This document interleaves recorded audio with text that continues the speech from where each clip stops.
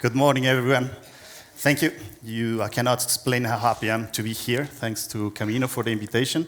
So let me get started. My name is Hugo Pérez. I was born in Mexico. Now I live in the Canary Islands for a few years. And in there we built Bogowi. Bogowi, it is a Web3 marketplace for tours and experiences.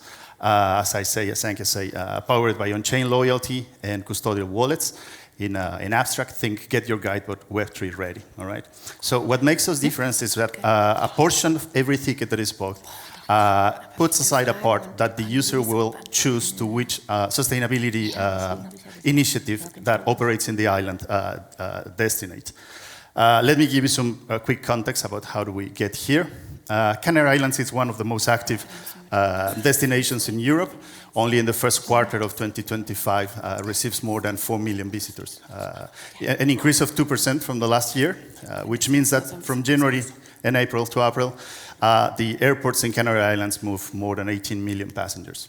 So this news went around the world because someone in Brazil put in the newspaper this news. How is it possible that such a small island in the same period of time received more visitors than the rest of Brazil, which is massive, all right? So it sounds really good, but if you imagine the size of Tenerife and the amount of pressure that this puts in the ESP environment, you will already know where are we going with this description. Tourist spending also rose, all right? So it means things are going well. Revenue, it's about 6 billion. It's higher than the 2024, so things are going well. It's not just that there's a lot more people going. It means that there is a lot of high-value tourism going to the island. So in principle, the things are going well. But behind all these record numbers lies a complex reality. Fragile ecosystems that need to lead with all this amount of people coming, ecosystems under pressure, and growing local tensions that expose the limits of growth in ecosystems where the resources are limited. The success of the Canary Islands shows both their competitive strength and their urgency to find a tourism model that balance economic opportunity with sustainability. So with Bogowi, we are not even close to pretend that we are solving this problem. What I'm going to say is that we embed this rationale into the building of our product, all right? So we are trying to do the best we can with the technology we have. We believe that it's natural that when a user visits a destination, his pass-through consumes it. But without a regeneration plan, that growth will collapse, all right? So we start with this simple idea. What if we can take a portion of that energy, a portion of those millions of tourists, and turn it into a transformative force, something that can regenerate at the same time that it's going through the destinations? It is not just because it's the right thing to do or because it's the moral thing to do. It is economics of quality preservance, all right? So if you go and visit the dolphins, if you go in a trail, if you go in a natural place, the ideal thing to do is that the person that come after you find it in the same state that it was when you get there. And this is the principle behind all of this. So we immediately thought that we needed modern tools. We need transparency, we need velocity, we need all of the tools that Web3 provides, and this is the reason why we decided to build this version of Bogowi in Web3.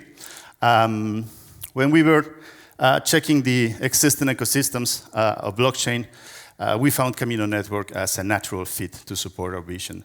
It is built for travel. It has the technical capacity of solve all of our operations. All of the world operations are very cheap as well. But most importantly, it connects Bogowi with an ecosystem where other people are building already, other people are innovating. And this helps us to create shared standards instead of just isolated experiments, right? Let's get to it. So Bogowi, it is made of 3 verticals. They are interconnected, but they are also decoupled. And each of them is made of small modules that can get attached and detached to the ecosystem. So we are not just a traditional startup where all of our bet is in a single point of failure. We have different exits, we have different opportunities to make this a successful project. The marketplace, we built a proprietary e-commerce that has all the features that an e-commerce needs to survive, that is ready to be deployed in any destination. We strategically detach the wallet, the Bogo wallet, because we wanted to give it a chance to succeed beyond the destination. It will be really hard for a user to keep an application on their phone that says Tenerife or whatever destination is on it. So by making the Bogo wallet more agnostic, we think we are giving a chance so that the users can keep it and can redeem those rewards later. As you can see right now, the success of Bogowi will rely a lot into the users starting to use those rewards. I will go back to that in a moment. And finally, the third vertical is the conservation DAO. A lot of people told me that DAO is dead, and they're probably right.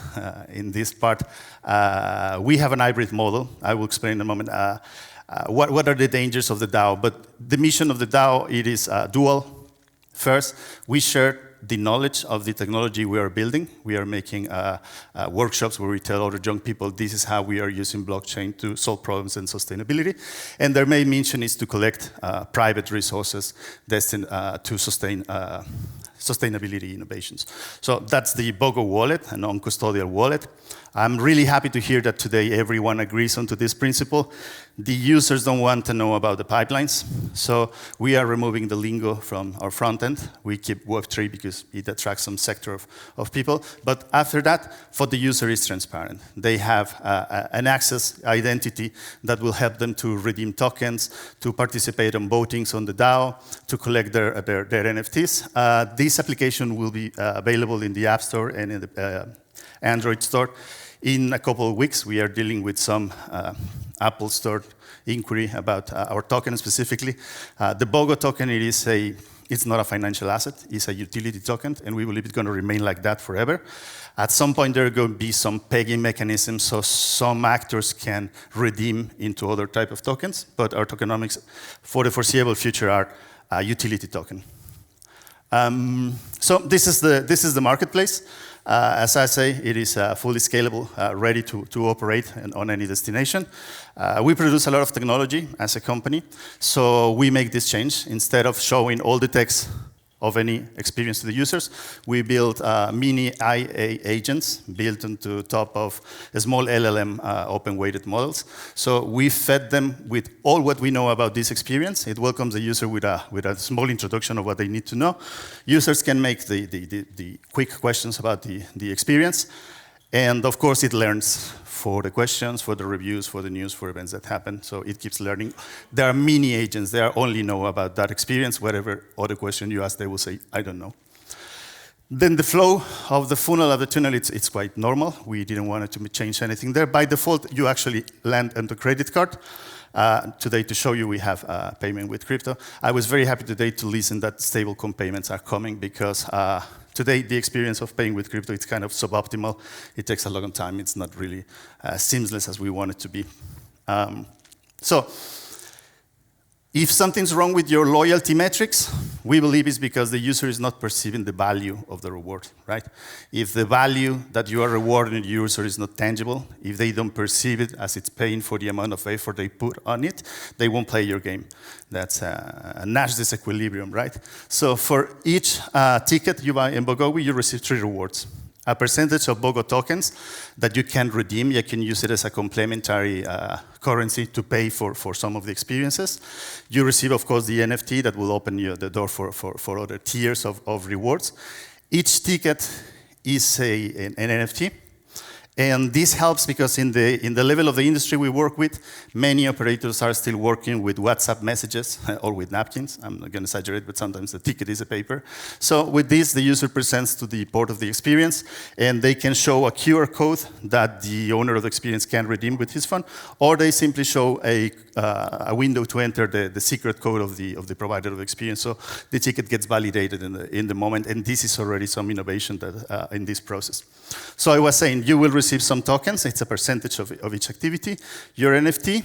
And the nicest part is that a percentage of the earnings of your ticket, using a formula that is very similar to the carbon credits, in the sense that we say, if you're going to the ocean, okay, you're going to spend some gas, the boat is going to make some noise, so this is the amount of the damage we can estimate you're going to make with your visit there. The same if you go to the volcano.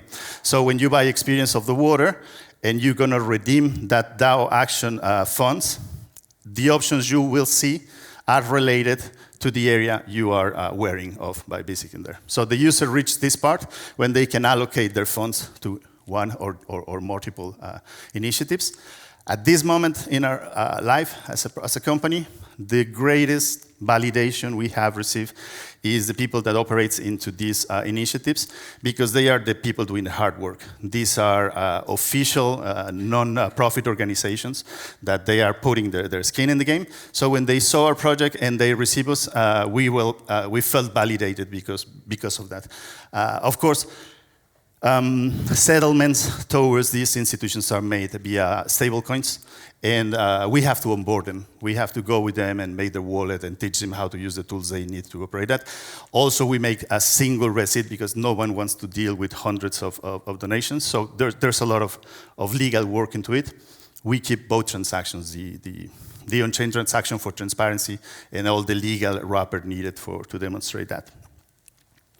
For the next part, I'm going to say that not all what I'm presenting here is scalable, and we know that, but it's a part that I particularly love, the on-chain rewards, the gamification. How are we? This is all about engagement. How do we make the user to get involved with our product, with our project? Around 40% of the visitors of the Canary Islands go to Tenerife, and a large number of that 40% goes to the south of Tenerife. So Tenerife, if you haven't been there, it is a modern European city with proper infrastructure, but there's nothing you can do when millions of tourists go to the same area. There is no infrastructure that can support that. So as I say, we are not solving the problem, but we say let's build a product that can keep that in mind.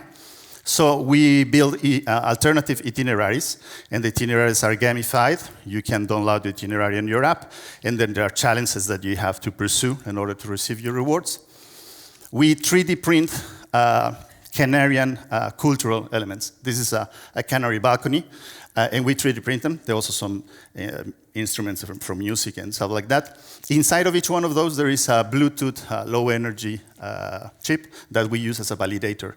This is a very expensive QR code, and I realize that, but we love the idea. We don't know how scalable it is, but when the user gets close to one of these beacons, it's the validator we need to sign the transaction so the user can receive the tokens.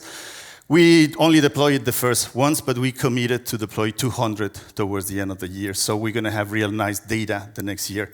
We have other more modern versions that include more sensors, and even some future versions that are carrying on the top a small Raspberry Pi, where we are putting a small LLM agent that can actually feed back to the user information about what's happening around. But it's all prototypes. We are releasing the first batch of conservation decentralized applications. We want the users that do those itineraries to have a chance to earn more tokens. For example, if you do carpooling, you activate your G app, you do carpooling, you share your car with someone else because you rent a big car and there's empty space. So we provide ideas to the user to earn more tokens by doing actions that sustain the environment, all right? You can consume into local markets. If you clean a trail and you send us a proof of that photo, it's also a way to earn tokens. As you can see, and as you might imagine, even when we started 2 months ago, so things are starting to flow. Of course, sales are needed to validate the marketplace. But as you can imagine, what really will validate Bogowi, it is when the users can start using those tokens for redemption. Otherwise, it's a lot of work and we will not get there.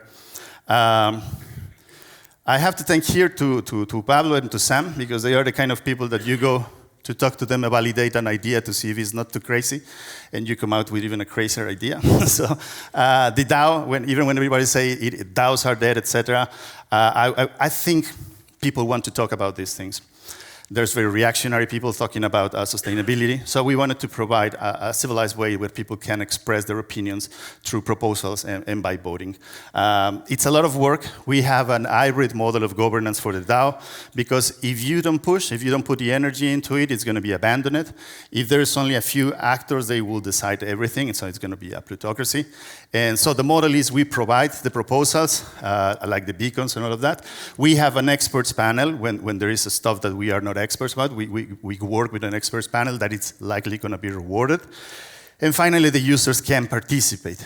But if the users do not participate, the proposals will go ahead the same. Finally, 30 seconds.